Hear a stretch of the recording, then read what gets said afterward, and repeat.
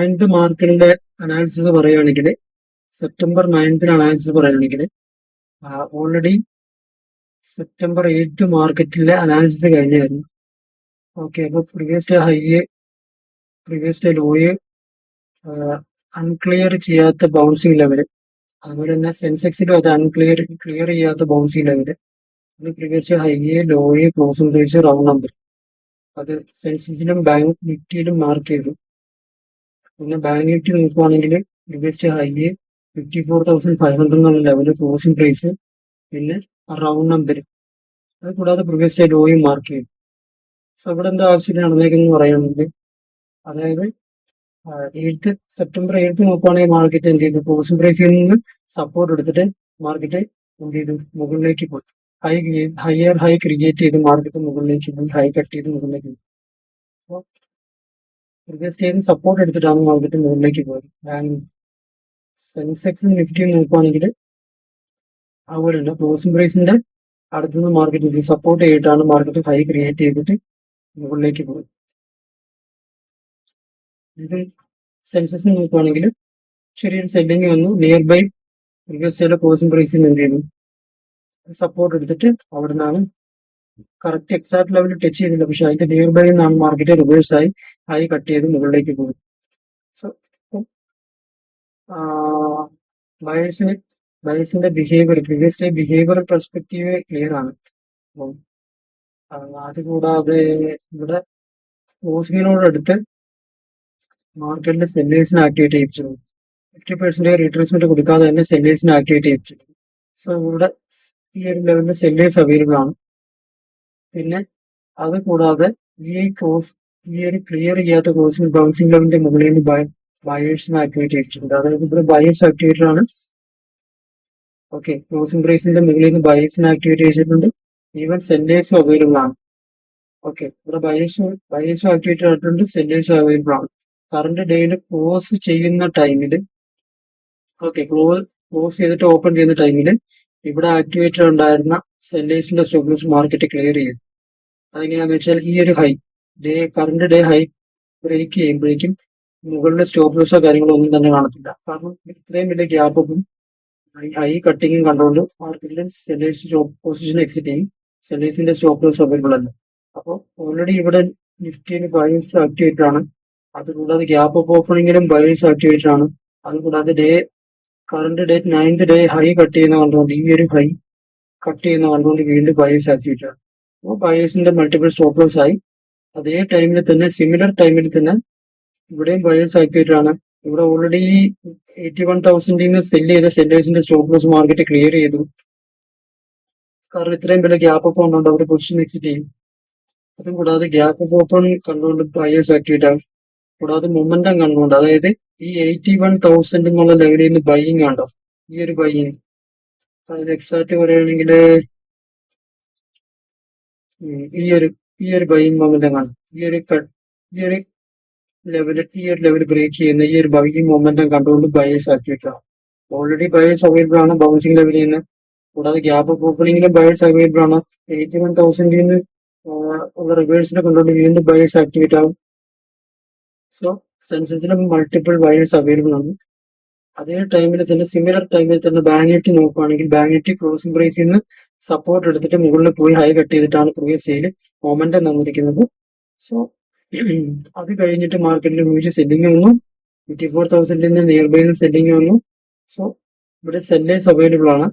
പക്ഷെ sellers available ആണെങ്കിൽ പോലും ബാങ്ക് നിഫ്റ്റിയിൽ എന്താണ്, അതായത് ഇന്നത്തെ പ്രീവിയസ് ഡേയിൽ അതേ മൊമെന്റം തന്നെയാണ്, ബിഹേവിയർ തന്നെയാണ് മാർക്കറ്റ് ഇവിടെ തരുന്നത്. അതായത് ക്ലോസിംഗ് പ്രൈസിൽ നിന്ന് എന്ത് ചെയ്തു, കൺസോളിഡേഷൻ സപ്പോർട്ട് എടുക്കുകയാണ്. അപ്പോൾ ഇവിടുന്ന് ബയേഴ്സ് ആക്ടിവേറ്റ് ആവും. പ്രീവിയസ് ഡേയിലെ ബിഹേവിയർ കണ്ടുകൊണ്ടുള്ള ബയേഴ്സ് ഇവിടെ ആക്ടിവേറ്റ് ആവും. കാരണം പ്രീവിയസ് ഡേയിൽ മാർക്കറ്റ് ക്ലോസിംഗ് പ്രൈസിന് സപ്പോർട്ട് എടുത്തിട്ടാണ് മാർക്കറ്റ് മുകളിലേക്ക് പോകുന്നത്.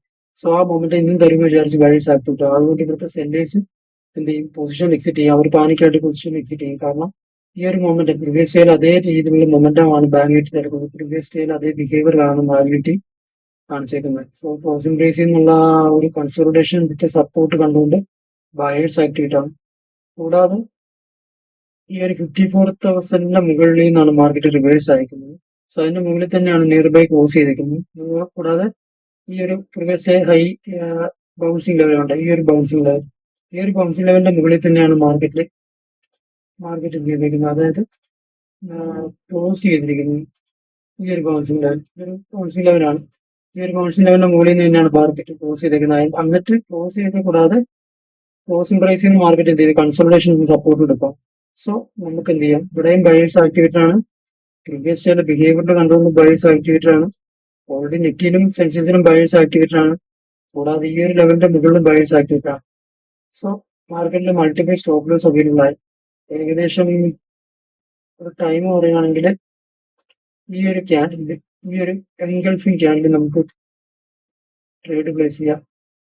100 പോയിന്റ് സ്റ്റോപ്പ് ലോസും 100 പോയിന്റ് ടാർഗറ്റും വെക്കാം. ടാർഗറ്റ് എന്ന് പറയുമ്പോൾ 100 പോയിന്റ് എടുത്ത് ടാർഗറ്റും വെക്കാം.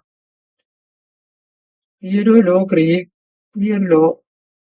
കണ്ടോ, ഈ ഒരു ക്രിയേറ്റ് ചെയ്യുന്നില്ല. ഈ ലോ ക്ലിയർ ചെയ്യുന്നവരെ ടാർഗറ്റ് വെക്കാം, അല്ലെങ്കിൽ ബൗൺസിംഗ് ലെവൽ ഒരിടം ക്ലിയർ ചെയ്യുന്നവരെ ടാർഗറ്റ് വെക്കാം.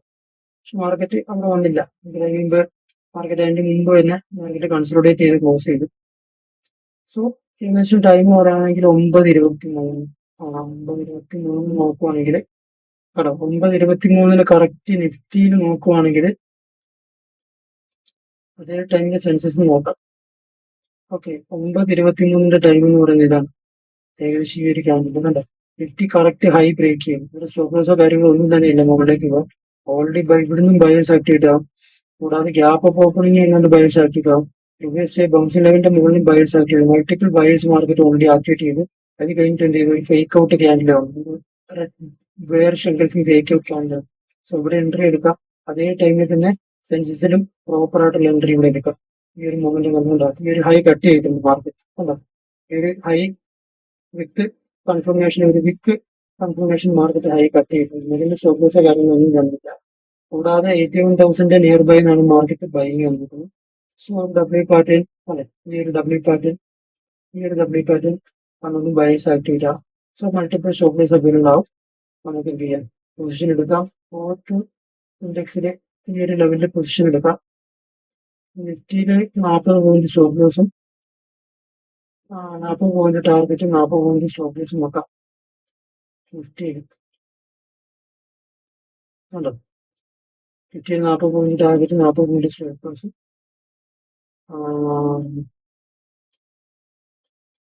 പിന്നെ സെൻസസ് നോക്കുവാണെങ്കിൽ സെൻസസിൽ ഇവിടെ 150 point target, 150 point stop loss നോക്കാം. സോ ഏകദേശം ഇവിടെ ഈ ഒരു 81,000 ക്രോസ് ചെയ്ത് ചെയ്യുമ്പോൾ നമുക്ക് പൊസിഷൻ എക്സിറ്റ് ചെയ്യാം. പിന്നെ വേറൊരു പൊസിഷൻ എക്സിറ്റ് ചെയ്യേണ്ട ഒരു മെത്തേഡ്, നാച്ചുറൽ മെത്തേഡ് എന്ന് പറയുന്നത്, അതായത് മാർക്കറ്റ് കറക്റ്റ് ആയിട്ട് നോക്കുവാണെങ്കിൽ മാർക്കറ്റ് എന്ത് ചെയ്തു, അതായത് ഇവിടുന്ന് ഒരു ഡബിൾ പാറ്റേൺ ക്രിയേറ്റ് ചെയ്തിട്ട് മാർക്കറ്റ് അതിന്റെ ലോ കട്ട് ചെയ്ത് നിഫ്റ്റിക്ക് ട്രാവൽ ചെയ്യാൻ ക്ലോസിംഗ് പ്രൈസിൽ സ്റ്റോപ്പ് ലോസ് ഉണ്ട് എങ്കിൽ പോലും നിഫ്റ്റിക്ക് ട്രാവൽ ചെയ്യാനുള്ള ഡിസ്റ്റൻസ് കൂടുതലാണ്. സോ അത്തരം ഡിസ്റ്റൻസ് കൂടുതലായതുകൊണ്ട് തന്നെ ഡേയ്സ് ലോ മൾട്ടിപ്പിൾ തവണ ഇതുണ്ടാവും. ഈ ഒരു സ്വിംഗ് മൾട്ടിപ്പിൾ തവണ ക്രിയേറ്റ് ചെയ്തേക്കുന്ന സ്വിംഗ് കട്ട് ചെയ്യുമ്പോൾ തന്നെ വീണ്ടും സെല്ലേഴ്സ് ആക്ടിവേറ്റ് ആകാൻ ചാൻസ് ഉണ്ട്. മാർക്കറ്റ് ക്ലോസിംഗ് പ്രൈസ് ബ്രേക്ക് ചെയ്ത് ഓപ്പോസിറ്റ് മേ ബി ചിലപ്പോൾ അത്. പക്ഷേ അതേ ടൈമിൽ തന്നെ സെൻസെക്സ് വാച്ച് ചെയ്യുവാണെങ്കിൽ സെൻസെക്സ് എന്ത് ചെയ്തു, 81,000 റൗണ്ട് നമ്പർ കട്ട് ചെയ്ത് ആ റൗണ്ട് നമ്പറിന്റെ താഴെ മാർക്കറ്റ് കട്ട് ചെയ്തിട്ടുണ്ട്. സോ ഇവിടെ ഈ 81,000 കട്ട് ചെയ്യുമ്പോൾ തന്നെ ക്ലോസിംഗ് പ്രൈസ് വരെ മാർക്കറ്റ് പോകുന്ന എക്സ്പെക്ട് ചെയ്തിട്ട് വീണ്ടും സെല്ലേഴ്സ് ആക്ടിവേറ്റ് ആവുകയാണെങ്കിൽ എന്ത് ചെയ്യും, മാർക്കറ്റ് റിവേഴ്സ് ആവുന്ന ചാൻസ് ഉണ്ട്. ആ ഒരു റിവേഴ്സിനാണ് നമ്മളിവിടെ കണ്ടേക്കുന്നത്. സോ ആ റിസ്ക് എടുക്കാതിരിക്കുക. ആക്ച്വലി പറയുകയാണെങ്കിൽ ഇതുപോലത്തെ ഒരു റൗണ്ട് നമ്പേഴ്സ് ക്ലിയർ ആയിട്ടുള്ള റൗണ്ട് നമ്പേഴ്സ് ഉണ്ടെങ്കിൽ അവിടെ മൾട്ടിപ്പിൾ തവണ റൗണ്ട് നമ്പേഴ്സ് ബ്രേക്ക് ചെയ്ത് സ്വിംഗ് കട്ട് ചെയ്യുന്നുണ്ടെങ്കിൽ അവിടെ പൊസിഷൻ എക്സിറ്റ് ചെയ്യുന്നതാണ് ഏറ്റവും നല്ലത്. കാരണം വീണ്ടും അവിടെ നിന്ന് സെല്ലേഴ്സ് ആക്ടിവേറ്റ് ആവുകയാണെങ്കിൽ മാർക്കറ്റ് റിവേഴ്സ് അല്ലെങ്കിൽ കൺസർവേറ്റ് ചെയ്യും. അതേ ടൈമിൽ നോക്കണം, ഏകദേശം ഈ ഒരു ടൈമിൽ തന്നെ നോക്കുവാണെങ്കിൽ 10:55 ടൈം നോക്കുകയാണെങ്കിൽ നിഫ്റ്റി ആണെങ്കിൽ ബാങ്ക് നിഫ്റ്റി ആണെങ്കിൽ ഓൾറെഡി എന്ത് ചെയ്തു, ഒരു സപ്പോർട്ടിലെത്തി. അതായത് സ്വിംഗ് എന്നുള്ള ഒരു സപ്പോർട്ടിലെത്തി. ബാങ്ക് ഏകദേശം 12 മണിക്കാണ്. ഇവിടെ ഒരു 10:52 ടൈമിൽ നോക്കുവാണെങ്കിൽ നിഫ്റ്റി ബാങ്ക് നിഫ്റ്റി കറക്റ്റ് ഈ ഒരു ലോ സപ്പോർട്ടിൽ മാർക്കറ്റ് എത്തി കണ്ടോ. സോ ആ സപ്പോർട്ടിലൊക്കെ മാർക്കറ്റ് എത്തുന്ന ടൈമിൽ ചിലപ്പോൾ സപ്പോർട്ട് എടുത്തിട്ട് മാർക്കറ്റ് റിവേഴ്സ് ആകാൻ ചാൻസ് ഉണ്ട്. കാരണം റീസൺ എന്ന് പറഞ്ഞാൽ മൾട്ടിപ്പിൾ ഇൻഡെക്സിൽ സെല്ലേഴ്സ് ആക്ടിവിറ്റി ആയി കഴിയുമ്പോഴേക്കും മാർക്കറ്റ് എന്ത് ചെയ്യും, ഏതെങ്കിലും ഒരു ഇൻഡെക്സിന്റെ സപ്പോർട്ട് എടുത്തിട്ട് അവിടുന്ന് സപ്പോർട്ടായിട്ട് എടുത്ത് റിവേഴ്സ് ആണ് ചാൻസ് ഉണ്ട്. ഏകദേശം ഒരു 9.51 10.51 ലെവൽ നോക്കുവാണെങ്കിൽ 10.51 10.51 കണ്ട നിഫ്റ്റി മൾട്ടിപ്പിൾ ബ്രേക്ക് ഔട്ട് കഴിഞ്ഞിട്ട് നിൽക്കുവാണ് 10.51 കണ്ട.